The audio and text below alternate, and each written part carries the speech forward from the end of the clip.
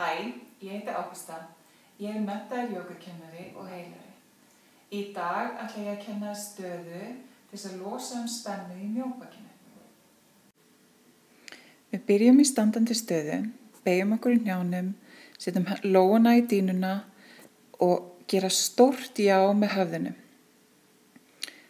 Gerum fram og tilbaka, svo stöðvum við hreyfinguna þar, setjum lófana inn í olnbogana og anda djúpt hérna.